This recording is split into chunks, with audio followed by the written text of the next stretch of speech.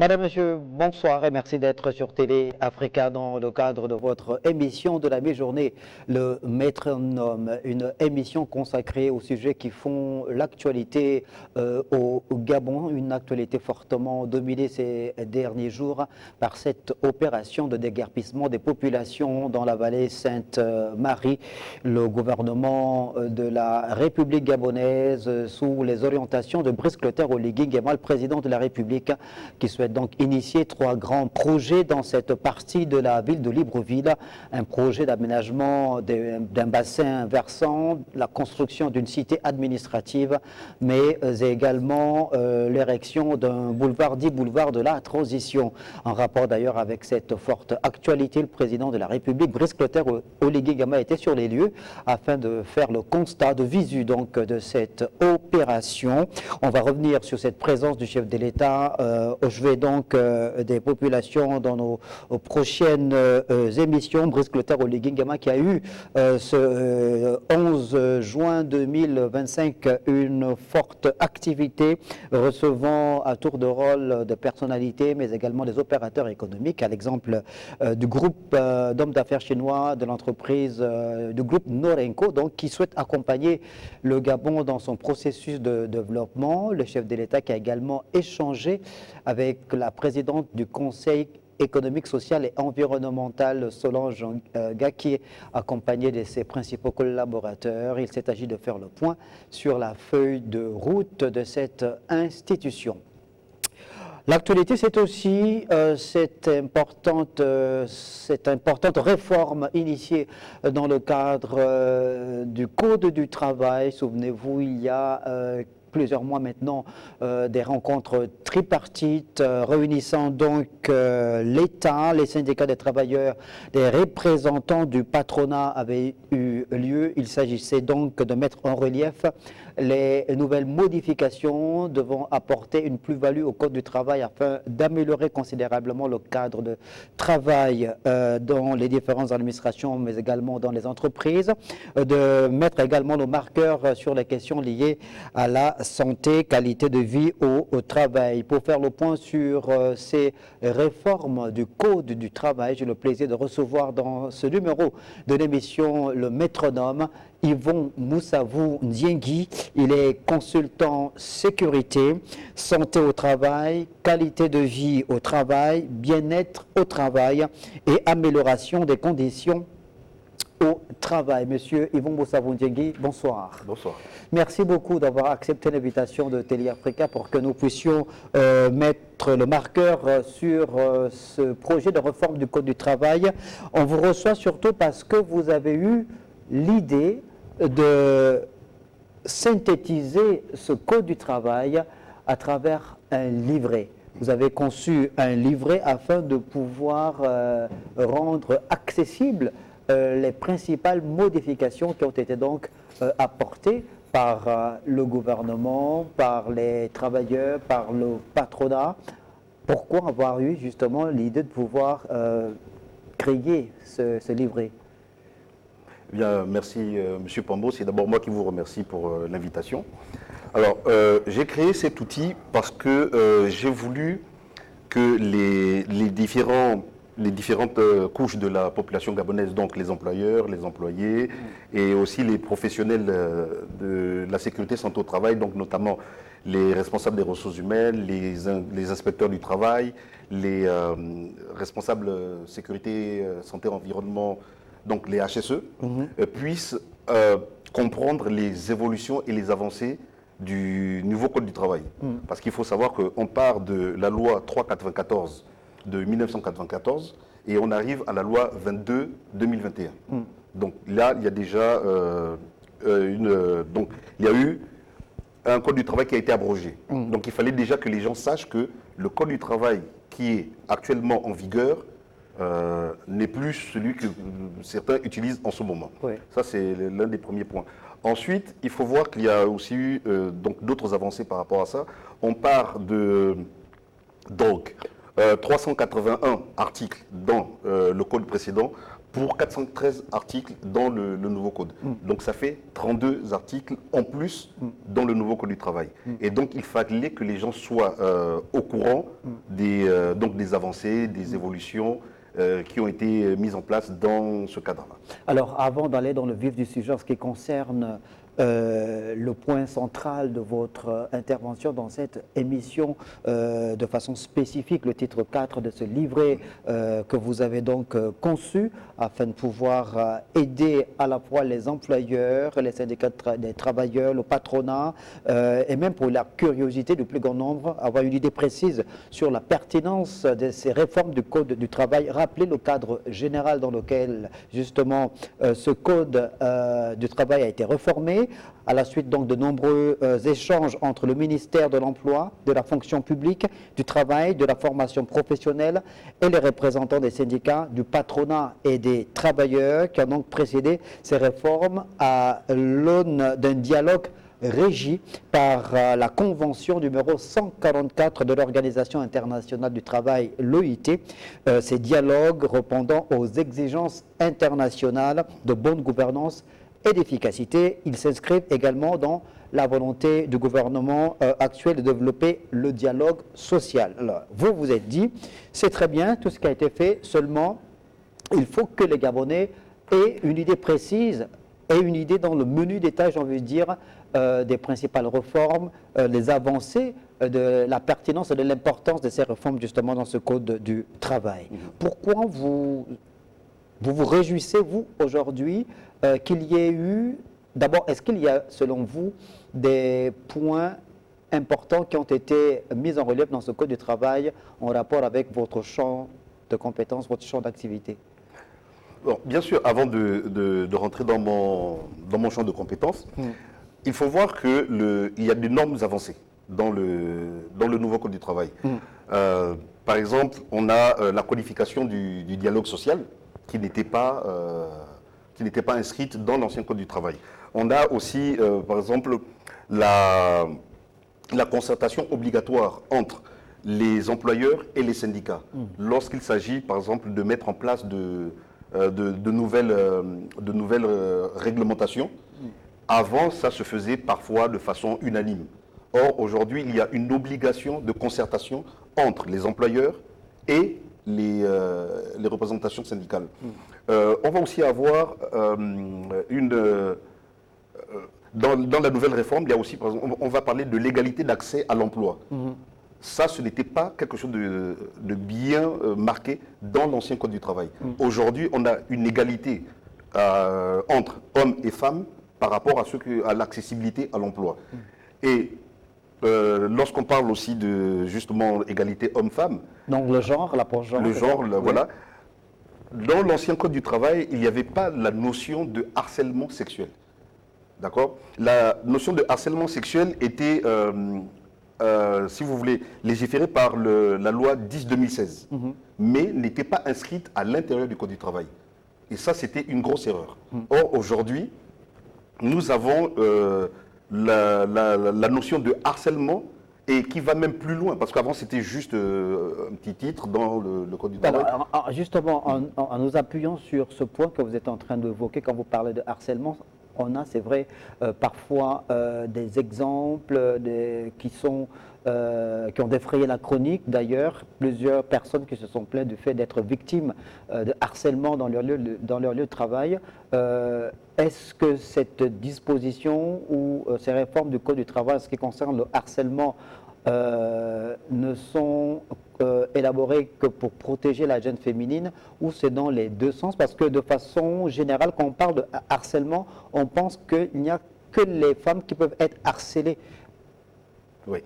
Alors, le point que vous soulevez, il est pertinent, mais il faut voir que dans la société, et là je parle dans la société, dans le cadre professionnel, les personnes qui sont plus victimes de harcèlement sexuel, ce sont les femmes. Bien que les hommes aussi soient victimes de harcèlement sexuel. Voilà pourquoi ça a été codifié. Et dans le Code du travail, justement, on ne dit pas que c'est par rapport aux femmes ou aux hommes. déjà, il y a une grosse avancée là-dessus parce que là, on parle de pénalités, on parle de sanctions, ce qui n'était pas le cas avant. On parle aussi de harcèlement moral, parce que dans le nouveau code du travail, on va plus loin que le harcèlement sexuel, on va parler aussi de harcèlement moral. Et là, ça va ouvrir une autre porte qu'on va aborder dans le cadre de la sécurité santé au travail. Comment le harcèlement moral justement au travail se manifeste-t-il? On sait par exemple qu'à l'école, on a été à l'école, au primaire ou au secondaire, les élèves sont parfois victimes justement de harcèlement de la part de leurs collègues. Les cas sont légion, que ce soit au Gabon, quand on parle de violence en milieu scolaire, la violence elle n'est pas seulement physique, elle est aussi verbale, et même dans les pays développés, où du fait de la couleur de la peau, par exemple si on est né albinos, on peut être harcelé, si on a d'autres handicap, par exemple. Comment ça se manifeste justement en milieu professionnel? Alors, en milieu professionnel, je vais prendre... harcèlement moral. Oui. Je vais prendre un cas que beaucoup de gens connaissent au Gabon, la placardisation. C'est-à-dire? La placardisation, c'est lorsque vous êtes dans une administration ou dans une entreprise et vous avez un nouveau chef qui arrive. Et lui, il vient par exemple avec son équipe. Et ça, on voit dans certains de nos ministères. Il y a un nouveau chef qui arrive, vous étiez avec son cabinet. Il vient avec son cabinet, et puis on va peut-être chambouler toute l'équipe managériale. Résultat des courses, vous aviez quelqu'un qui était peut-être directeur de ceci ou de cela, qui va se retrouver dans un poste de conseiller, et par moment, sans bureau, sans rien. Ça, c'est du harcèlement moral. Parce que là, la personne va prendre un coup au niveau psychologique. Donc ça, c'est un cas, par exemple, très simple pour illustrer les cas de harcèlement moral. Ça veut dire que la réforme initiée dans ce nouveau code du travail fait quoi? Protège davantage l'employé par rapport à ce harcèlement moral dont il est victime? Oui, bien sûr, parce que tout simplement, aujourd'hui, on nous donne les outils pour pouvoir lutter contre ça. Avant, vous ne pouviez pas venir dire que je suis victime de harcèlement moral parce que déjà au départ, la loi ne le reconnaît pas. La loi ne reconnaît pas le harcèlement moral. Or, aujourd'hui, bien sûr, avec toutes les preuves qu'il faut, aujourd'hui, on peut intenter, par exemple, une action en justice ou d'autres moyens pour pouvoir prouver qu'il y a effectivement eu harcèlement moral. Est-ce que la surexploitation, on peut la mettre dans ce registre-là? Est-ce que le fait de ne pas accorder des congés, par exemple, à un employé peut également être considéré comme une forme d'harcèlement moral? On a vu, là encore, je prends des exemples, qu'il y a quelques années de cela, pas très loin de nous, en France notamment, et je pense en Angleterre, des vagues de burn-out. Plusieurs employés qui se sont donné la mort parce que, étant dépassés par le poids du travail. Est-ce que ça rentre dans ce registre-là d'harcèlement moral? Si jamais on est surexploité, on travaille plus qu'on ne le devait. Bien sûr, parce que j'ai pris le cas de la placardisation, c'est parce que c'est un cas que nous connaissons tous. Mais effectivement, dans le cadre du burn-out, qui est le syndrome d'épuisement professionnel par l'excès de travail, oui, c'est une forme de harcèlement moral. Parce qu'en fait, le burn-out cache une autre réalité. C'est la course à la performance. Donc, on va vous dire, vous devez aller, comment dire ça? L'entreprise doit atteindre vous devez atteindre justement tel ou tel objectif. Et si vous ne les atteignez pas, eh ben, vous avez par exemple des chefs qui vont être sur votre dos à longueur de journée, ce qui fait qu'à un moment donné, vous n'allez même plus avoir ce qu'on va appeler la séparation entre vie professionnelle et vie privée. Donc ça, ce sont justement des choses qui vont concourir à faire en sorte que la personne va se sentir harcelée. Donc, parce qu'en fait, si vous voulez, le harcèlement moral prend plusieurs formes. Et là, on pourrait passer toute l'émission à parler de ça. D'accord? Parce que vous avez parlé de burn-out, mais vous avez par exemple aussi ce qu'on appelle le bore-out. Le bore-out, c'est quoi? C'est le syndrome d'épuisement professionnel par l'ennui au travail. Parce que ça aussi, c'est une forme de harcèlement. Vous arrivez et puis vous n'avez rien à faire. Et il y a des gens qui arrivent aujourd'hui dans des bureaux et on va nous dire, allez, je vais caricaturer, dans la fonction publique, les gars, les gens viennent et de toute façon, ils ne font jamais rien. Mais des fois, ce n'est pas de leur faute. C'est parce qu'ils arrivent dans un endroit où en fait, on leur a enlevé toute responsabilité. Et donc, qu'est-ce qu'il fait? Il vient, il s'assoit et il n'a rien à faire. Et ça va jouer sur le moral de la personne. Ce qui fait qu'à un moment donné, la personne va vous dire, mais ok, moi je viens juste pour toucher mon salaire et après, qu'est-ce que j'ai à faire? Et puis, comme on dit, pour lire l'union. Voilà. D'accord. Alors donc, aujourd'hui, ce nouveau code du travail, ces réformes initiées dans le cadre du code du travail apportent des éléments de réponse pour pouvoir corriger toutes ces erreurs, tous ces manquements observés. Oui, bien sûr. Là, je parlais par exemple, ça c'est dans les dispositions générales, mais par exemple dans le titre 2, donc, par exemple, du contrat du travail, vous avez aujourd'hui une meilleure qualification de la notion de stage. Avant, bon, les stagiaires n'étaient pas considérés forcément comme des employés. Aujourd'hui, les stagiaires sont considérés comme des employés à part entière, donc bien sûr avec certaines restrictions, mais il y a une meilleure qualification du stage. Est-ce que c'est valable pour le secteur privé là, ou Oui, alors, il faut savoir qu'effectivement, le Code du travail régit le secteur, on va dire le secteur privé. Voilà. Parce que les fonctionnaires sont régis par le statut général de la fonction publique. Voilà.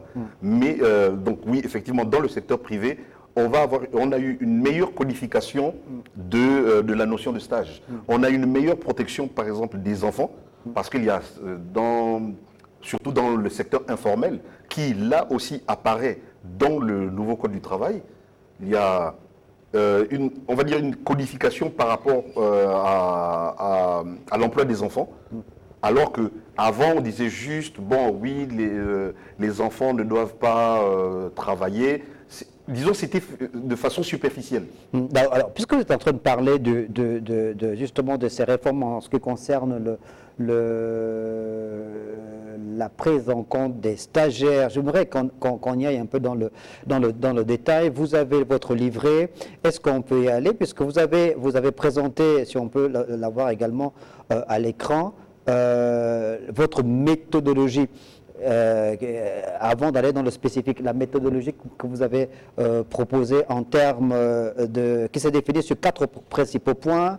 1, les ajouts. 2, les modifications. 3, les impacts concrets pour les acteurs du monde du travail. Et 4, les suppressions ou clarifications. Est-ce qu'on peut l'avoir à l'antenne pendant qu'on est en train d'échanger? Mais voilà, justement, on les a.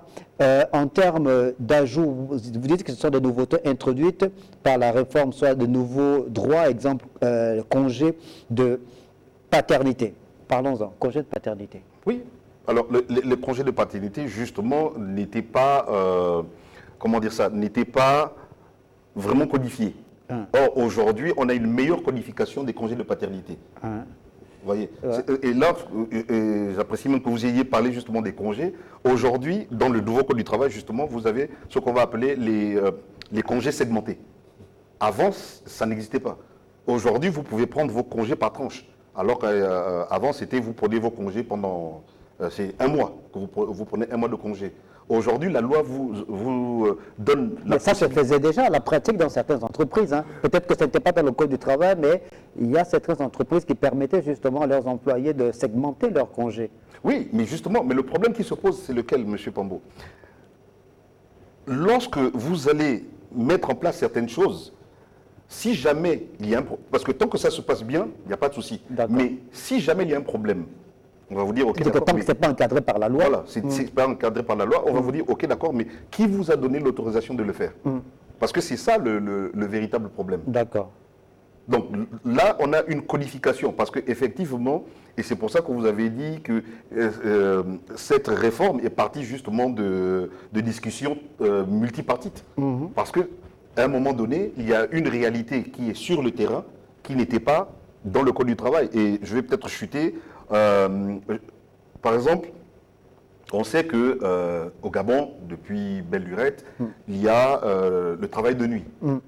On est juste là à la clinique Chambrier. On sait qu'il y a par exemple des dames des infirmières qui travaillent de nuit.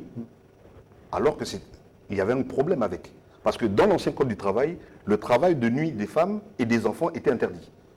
Donc on était dans un non-sens complet. Parce qu'il y avait une restriction par rapport au travail de nuit. Aujourd'hui, le code du travail a cassé cette restriction. C'est pour ça que tout à l'heure je parlais d'égalité entre justement hommes Voilà, et quand vous femmes. dites que le code du travail nouveau a cassé ces restrictions, c'est quoi Ça veut dire tout simplement c'est quoi cette modification sur ce point spécifique? Voilà, ça veut tout simplement dire qu'aujourd'hui, il n'y a plus de restrictions. Parce que lorsque vous lisiez l'ancien code du travail, Oui. on vous disait, c'était clairement stipulé que le travail de nuit des femmes et des enfants est interdit. Voilà, sous certaines restrictions. Bon, enfin, mais c'était interdit. Or, aujourd'hui, le travail des femmes, enfin le travail de nuit, est réglementé, c'est codifié. Voilà. C'est comme par exemple ce qu'on va appeler le travail posté. Donc le travail en quart et en rotation. Ce n'était pas réellement codifié. Et pourtant, bon, si je vous prends mon cas, moi je suis un ancien, à l'époque quand j'ai commencé mon travail, je suis un ancien d'Ergabon, et moi je faisais des quarts, je faisais 7h, 6h30, 14h30, 14h30, 22h30 et 22h30, 6h du matin. D'accord? Mais dans le code du travail, il n'y avait pas de codification claire par rapport justement à ce genre de travail. Mais pourtant, on a toujours travaillé comme ça au Gabon dans beaucoup d'entreprises. Alors, dans les ajouts en ce qui concerne ces réformes du Code du travail, il y a d'autres aspects comme les nouvelles procédures de rupture amiable encadrée, numérisation des démarches contractuelles, recours facilité à la formation en alternance, de nouvelles formes de contrats également, intérim, saisonnier, intermittent, apprentissage, jeunesse et de nouvelles obligations pour les employeurs, rapport social annuel, évaluation des risques professionnels, implication accrue des délégués syndicaux. Restons sur ce point, en ce qui concerne les nouvelles obligations pour les employeurs, les rapports, rapport social annuel. Ça veut dire que les entreprises sont désormais dans l'obligation de pouvoir produire ces rapports chaque année. Chaque année. Au risque de au risque de sanctions. Et c'est là où justement, et c'est pour ça que c'était important d'avoir ce livret, parce que pour la petite histoire, j'ai vécu quasiment plus de 15 ans au Cameroun, et j'aimais cette phrase où on me disait tout le temps, mais tu sais, ici au Cameroun, on a les plus belles lois au monde. C'est la même chose. Au Gabon, je dirais même qu'on a les lois les plus magnifiques. Le problème, c'est justement la mise en application. On a un nouveau code qui vient d'être mis en place. La question, c'est d'abord de savoir, est-ce que les gens savent qu'il y a d'abord un nouveau code du travail? Et qu'est-ce qu'il dit? Parce qu'aujourd'hui, vous avez des entreprises, il y a des gens qui ne savent même pas que le point que vous avez soulevé est inscrit dans le code du travail. Or, lorsque par exemple les délégués syndicaux vous viendront dire, écoutez, le document, où est-ce qu'il est? On va vous dire, oui, mais vous me parlez de quoi? C'est pour ça qu'il est très important que le plus grand nombre sache exactement ce qu'il y a dans ce nouveau code du travail. Ça veut dire que dans le cadre du dialogue social, ces réformes encouragent l'employeur à pouvoir davantage établir le dialogue avec les partenaires sociaux, faire des employeurs des responsables, enfin qu'il y ait une responsabilité accrue des employeurs par rapport à ces réformes-là, et les employeurs ont l'obligation de pouvoir les mettre à la disposition de leurs employés. Exactement. Et c'est pour ça que d'ailleurs la concertation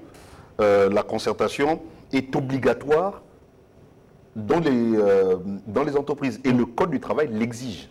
Alors, donc on a parlé du rapport social qui doit être fait annuellement. Il y a également l'évaluation des risques professionnels. Est-ce que le spécialiste que vous êtes dans ce domaine-là, avant qu'on entre dans le détail du titre 4, est-ce que de votre expérience, que ce soit passée pendant 15 ans au Cameroun ou ici au Gabon, vous êtes rassuré, convaincu de la prise en compte par les employeurs des risques professionnels?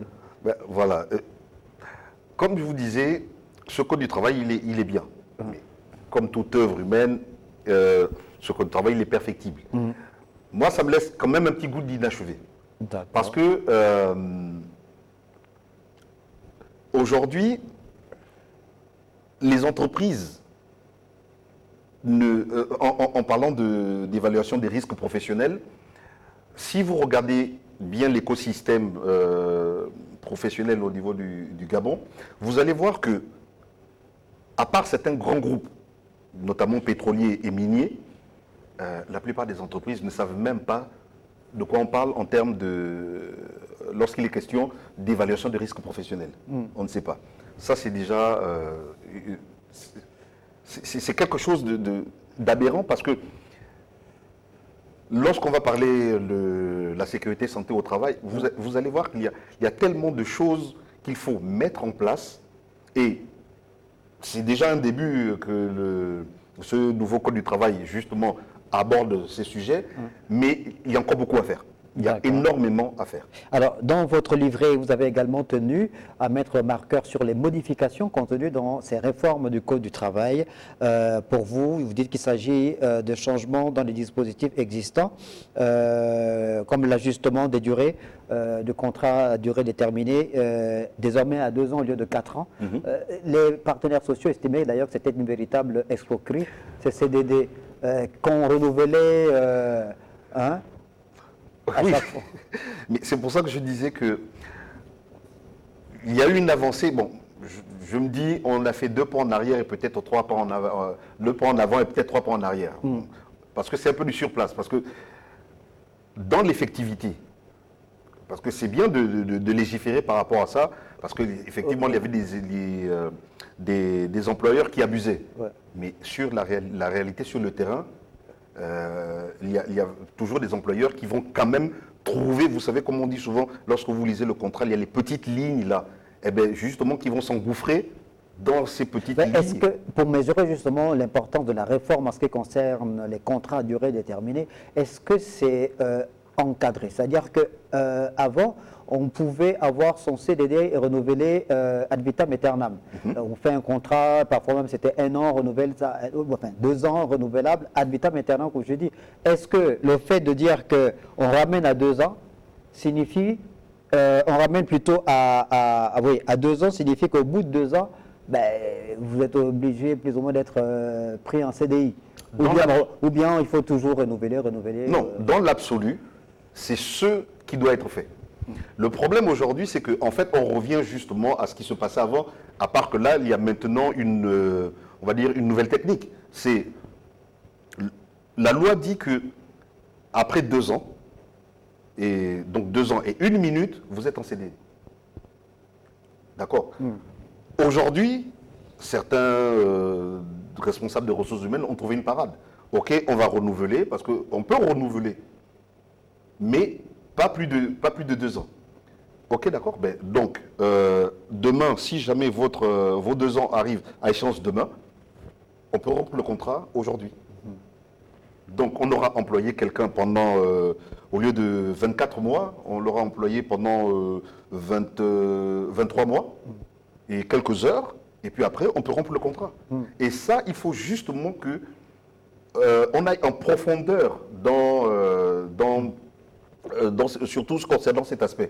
Parce qu'aujourd'hui, ça continue en fait. Il y a des gens qui continuent à renouveler, et au bout de 2 ans, eh ben non, parce qu'on est dans le cadre légal.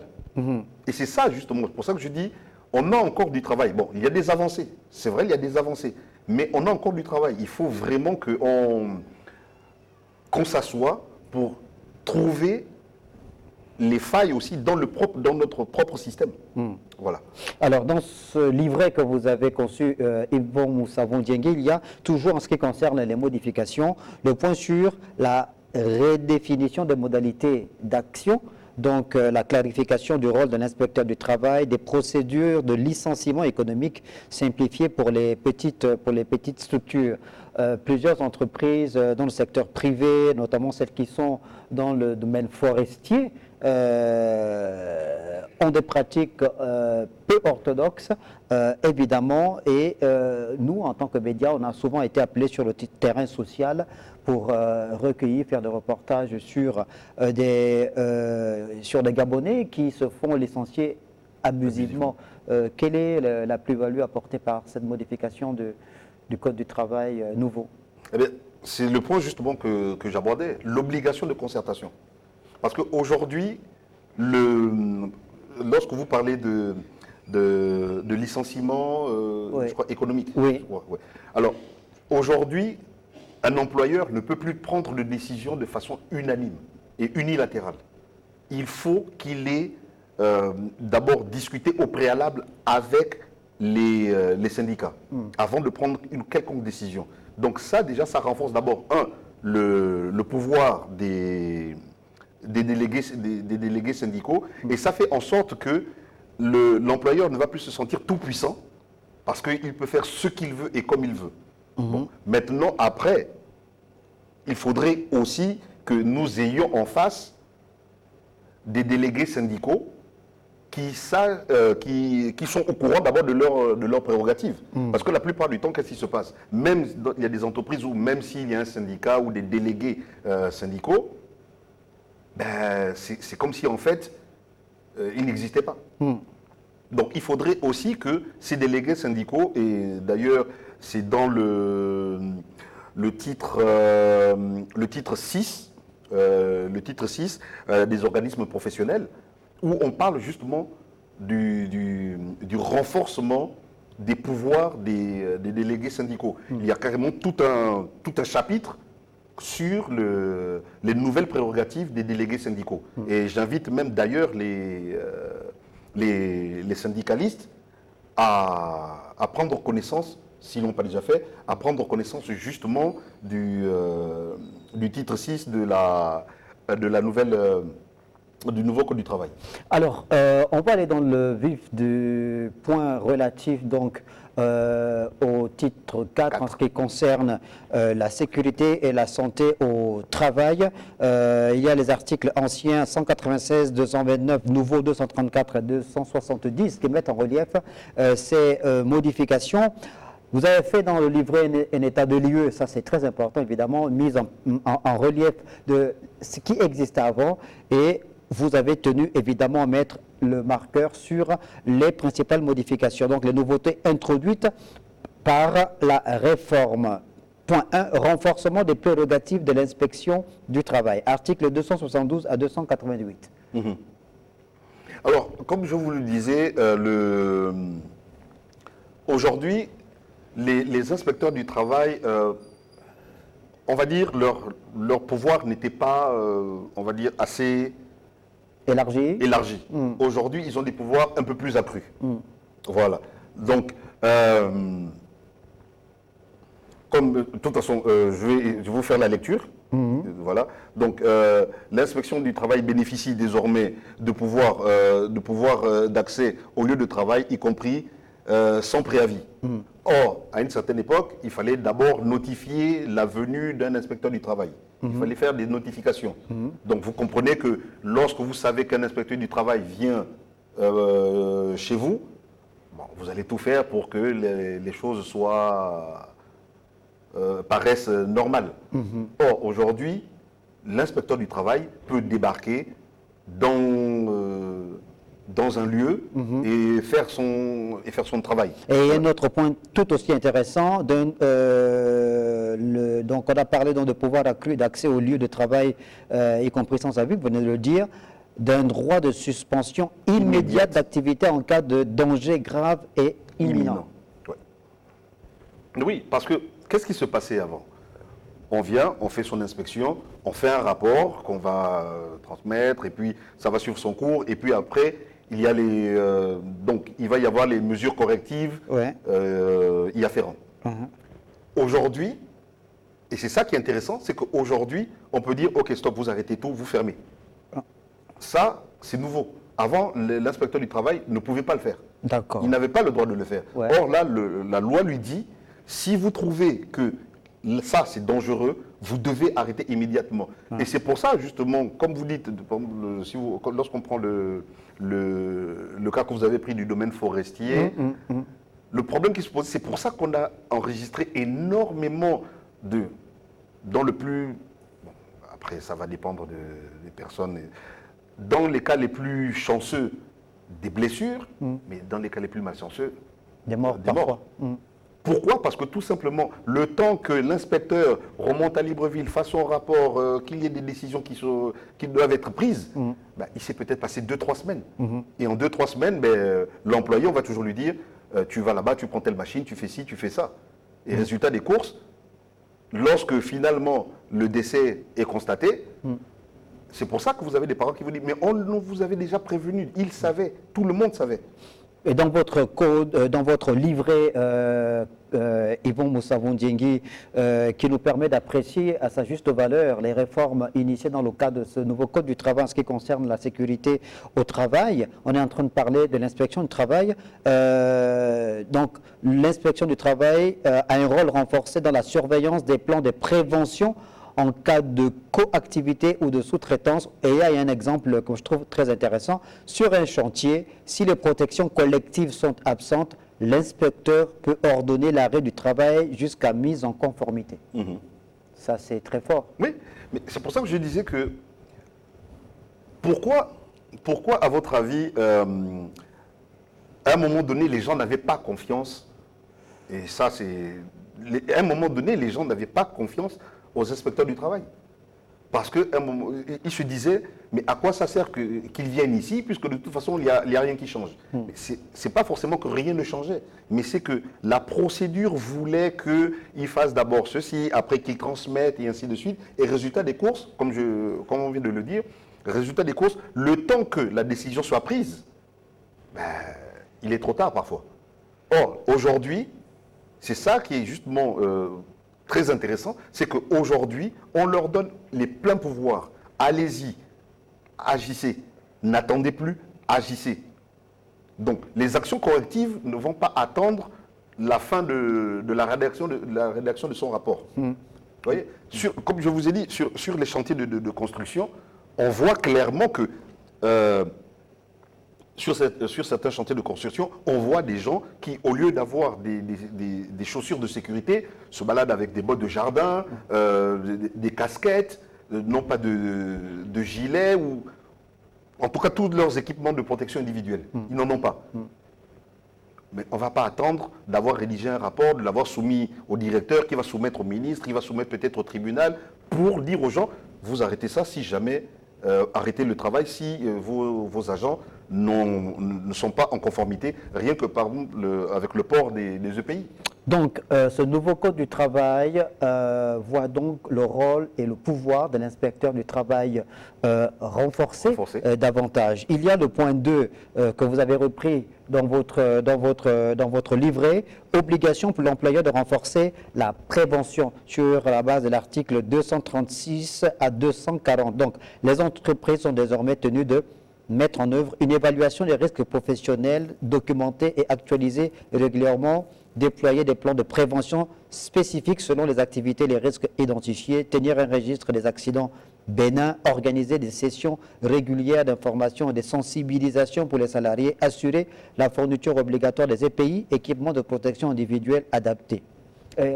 Tous ces différents points en rapport avec la sécurité au travail, qu'est-ce que ça représente, Yvon Moussavou-Ndiengui? Mais en fait, et je trouve que c'est dommage qu'en 2021, on en arrive à... Bon, c'est une chance, mais ce n'est pas en 2021 qu'on devrait retrouver ça dans notre code du travail. C'est vrai que ça existait, mais sous une forme embryonnaire. Là, on a renforcé les choses. Mais, monsieur Pambo, ce que vous devez savoir, c'est que malheureusement, certaines entreprises ici au Gabon découvrent ça. Moi, comme je vous ai dit, je suis un ancien d'Air Gabon. Et puis après, je suis allé à Port-Gentil. J'ai eu la chance d'aller à Port-Gentil et de travailler dans le domaine du pétrole. Et j'ai vu vraiment le fossé. Parce qu'à une certaine époque, moi, je vous parle de 98, où vous étiez à Libreville. Enfin, je ne savais même pas que le mot HSE existe. Je ne savais même pas ce que ça voulait dire. C'est quand j'arrive à Port-Gentil, en fait, j'ai l'impression de rentrer dans deux mondes différents. Le HSE dans les entreprises pétrolières, je me suis dit, mais finalement, est-ce qu'on est dans le même pays? Donc, ces mesures dont on parle aujourd'hui existent déjà depuis des années. Le problème qui s'est posé, c'est qu'à un moment donné, les autorités n'ont peut-être pas compris l'urgence et l'importance de mettre en place ces mesures de prévention des risques. Et il a fallu des morts, encore des morts, des blessures graves pour que les gens commencent à se dire « Ah, oui, là, il y a un problème ». Parce que, en dehors de l'aspect sécurité santé au travail, ce que les gens doivent comprendre, et on en parlera peut-être un peu plus tard, c'est que lorsqu'on parle, par exemple, dans certaines entreprises, lorsqu'on parle de l'implication de la direction, mais comment voulez-vous impliquer quelqu'un qui ne sait pas dans quoi on va l'impliquer? Donc, il faudrait d'abord qu'on parle de la formation. Et vous l'avez dit justement, c'est bien de parler de campagne de formation et d'information pour les employés, mais les employeurs eux-mêmes, les chefs, si on ne forme pas les chefs à la sécurité santé au travail, si on ne leur dit pas que la mise en place de la prévention des risques professionnels est un outil de performance pour vous, ils ne vont pas vous écouter. Et c'est ça le vrai problème aujourd'hui. L'employeur, lui, il est là pour faire du chiffre. Je vais le dire vulgairement, il est là pour faire de l'argent, point terminé. Donc si vous ne lui expliquez pas que il faut investir dans des EPI, dans des équipements individuels, si vous ne lui dites pas pourquoi, quel est le bien fondé de faire tel ou tel investissement, mais écoutez, il va vous dire, Mais voilà. selon le secteur d'activité quand même, si on est dans le secteur forestier, l'extraction minier, le secteur minier ou le pétrole, on fait un travail à risque qui nécessite forcément qu'il y ait ce type d'équipement-là pour la sécurité des travailleurs. Ça, c'est une obligation en fait. Mais vous savez, aujourd'hui, et c'est justement ça le danger, et c'est pour ça que je suis en train de me battre pour que les notions HSE soient même connues dès l'école. Et d'ailleurs, vous aurez la primauté de l'information. Je suis en train de faire justement un manuel aussi pour vulgariser les notions de HSE déjà depuis le primaire.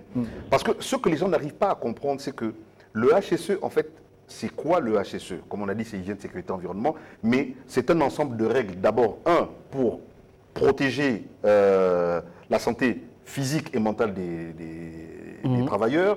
Ensuite, 2, c'est pour réduire leur impact sur l'environnement. Ça, ce sont un peu les bases du HSE. Maintenant, vous avez parlé du secteur pétrolier, enfin du secteur minier et pétrolier. Mais il faut que les gens sachent que le HSE commence lorsqu'il y a un travail à faire. Vous, en tant que journaliste, normalement, vous devriez même aussi avoir, peut-être pas un département HSE hyper complet, mais vous devriez avoir un responsable prévention des risques. Parce qu'aujourd'hui, pendant que nous sommes en train de travailler, vous avez par exemple vos projecteurs, mais qu'est-ce qui vous assure que, par exemple, celui qui a placé ce projecteur l'a bien placé? Il peut tomber. Donc vous êtes exposé. C'est pas le souhait quand même. Non, bien sûr, non, ne vous inquiétez pas.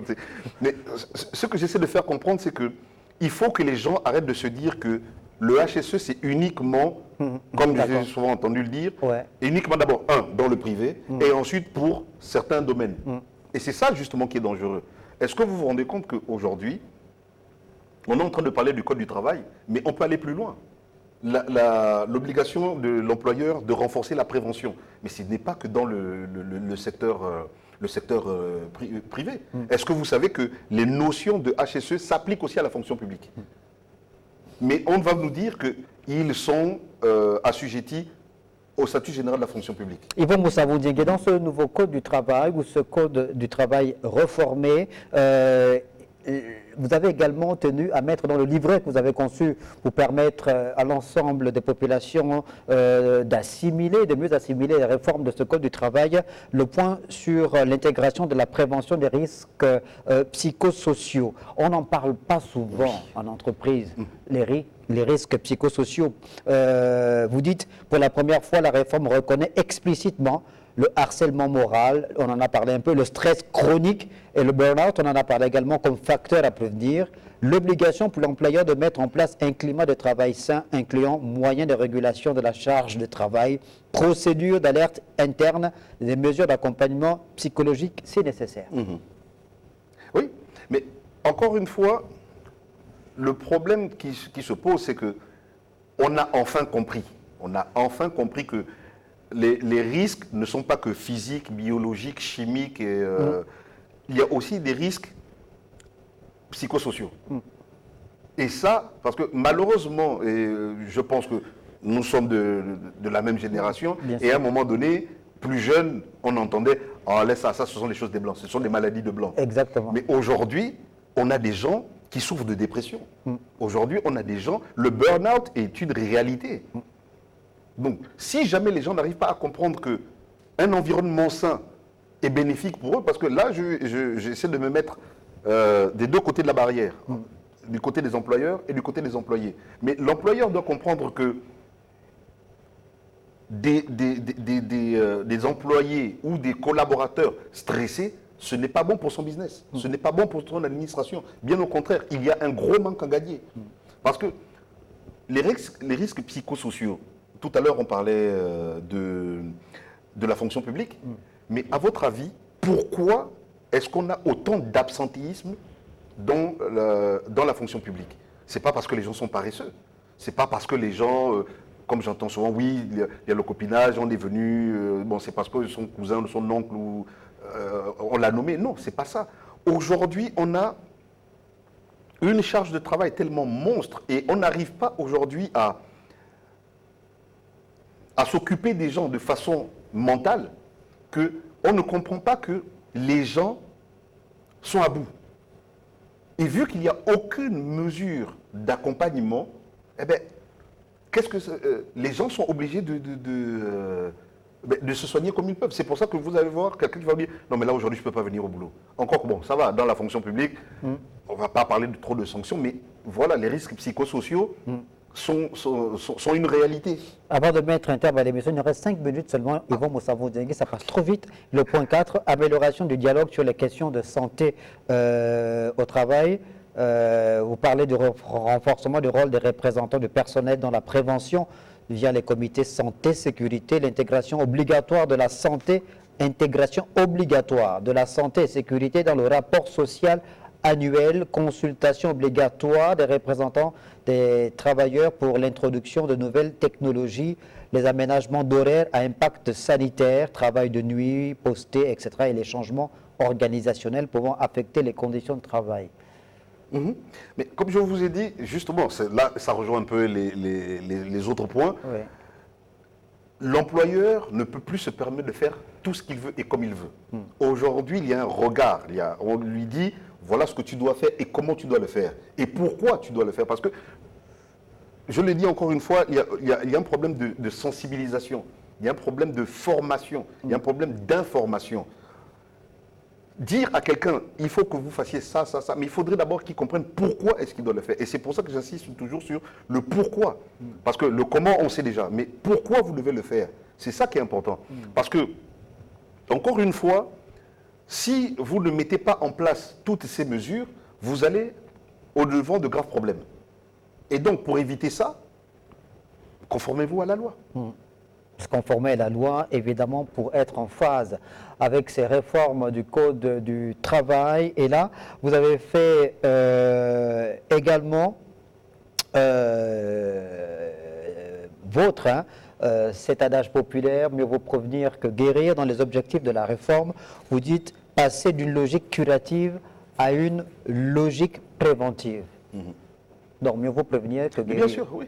Oui, le souci, c'est que, comme on se dit souvent, c'est quand c'est arrivé que maintenant on commence à se plaindre.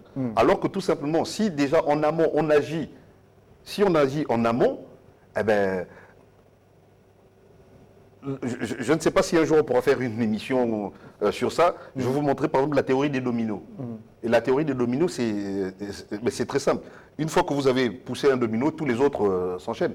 Et ben, c'est justement ça, la prévention des risques. Lorsque vous retirez l'élément dangereux, oui, vous allez peut-être avoir une série de dominos qui va tomber, mais le reste va demeurer en place et solide. Et vous estimez aussi que ce nouveau Code du travail a comme objectif encourager une culture d'entreprise orientée vers le bien-être, la sécurité et la responsabilité collective. Il y a également le point sur l'harmonisation des pratiques HSE avec les normes internationales OIT ISO 4500.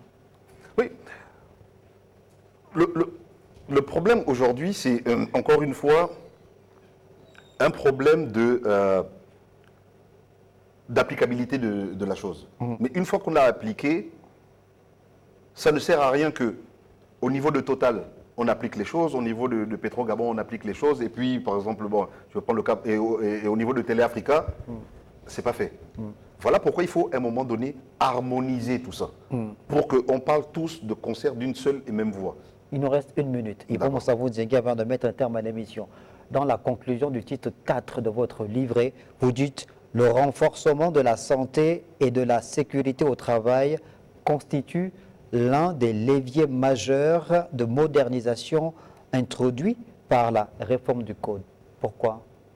Parce que tout simplement, on est en train de passer d'un système HSE, on va dire, pardonnez-moi du terme, mais archaïque. Oui, allez-y. Archaïque à un système aujourd'hui proactif. D'accord. Donc c'est ça, la conclusion. Vous estimez aujourd'hui qu'on a des éléments de réforme dans ce code-là qui font en sorte qu'on parte d'une forme d'attentisme à l'action, c'est ça, dans le domaine de la sécurité et de la santé au travail. Bien sûr. Comme je vous disais, pour finir, je vais prendre par exemple une notion qui peut être inconnue pour beaucoup de personnes et il faudrait que les gens sachent. Est-ce que vous savez que, par exemple, dans le Code du travail, on a ce qu'on appelle le droit de retrait? D'accord. Vous voyez, on a le droit de retrait. Bon. Mais on en parlera sûrement lors d'une dans une autre émission, dans un autre numéro de l'émission de métronome Yvon Moussavou Ndiengue. À l'écran, on peut avoir justement ce livret comparatif de la réforme du Code du travail que vous avez conçu afin de pouvoir mettre à la disposition des employeurs, des partenaires sociaux, donc les syndicats du travail, du patronat, des employés, les principales réformes initiées et qui vont dans le sens de l'amélioration du cadre de vie, de l'amélioration des conditions, de certaines dispositions du Code du travail qui renforcent évidemment les liens qui lient l'employeur à l'employé.